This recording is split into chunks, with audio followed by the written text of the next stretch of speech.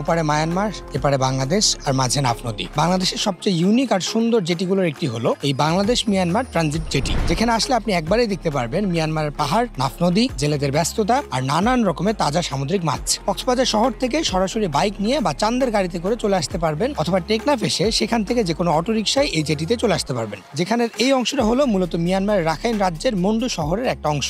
এই জায়গা থেকে মায়ানমারের পাহাড়গুলো এত কাছে দেখা যায় আর এত স্পষ্ট দেখা যায়, যেটা আসলে টেকনাফের আর অন্য কোথাও থেকে দেখা যায় না। আর তার সামনে প্রায় 56 কিলোমিটারের নাফ নদী, যেই নদীর বুকে জাল ফেলে জীবিকা নির্বাহ করে এখানকার বহু পরিবার। এই নাফ নদী একটা সীমান্ত নদী, অর্থাৎ নদীর মাঝ বরাবর দিয়ে দুই দেশের আন্তর্জাতিক সীমারেখা বা ইন্টারন্যাশনাল বাউন্ডারি চলে গেছে। তার মানে এই নদীর অর্ধেক বাংলাদেশ আর অর্ধেক মিয়ানমার। সকাল থেকেই শুরু হয় জেলেদের ব্যস্ততা। কেউ জাল ফেলে নজর রাখে, কেউ জাল তোলে, কেউ নৌকায় করে মাছ আনে, কেউ মাছ তোলে, কেউ নিলাম তোলে, কেউ বা আবার বিক্রি করতে নিয়ে যায়। ইন্টারেস্টিং পার্ট হলো এখানে আপনারা শুধু পাইকারি না, চাইলে 1 কেজি 2 কেজি খুচরাও কিনতে পারবেন। মাছের পাশাপাশি বিক্রি হয় কাঁকড়াও। সমুদ্রের তাজা কাঁকড়া বিশেষভাবে বাঁধা হয়। মাঝে মাঝে আবার মাছের ভাগে ভাগ বসায় এখানকার পিচ্চিরাও। পাতার ভেতর থেকে তারা কুড়াতে থাকে মাছ। নানান রকমের আর নানান সাইজের মাছ ধরা পড়ে জেলেদের জালে। ধরে আনা মাছ রাখা হয় নৌকার ভেতরেই, আর সেই মাছ ঘাটে এনে তোলা হয় বড় বড় ঝুড়িতে। আর এখান থেকে বরফ দিয়ে মাছগুলো চলে যায় টেকনাফের বিভিন্ন জায়গায়। এমনকি এক সময় এখানে বাংলাদেশ মিয়ানমার ফেরি সার্ভিস পর্যন্ত চালু ছিল, যদিও এখন তা পুরোপুরি বন্ধ।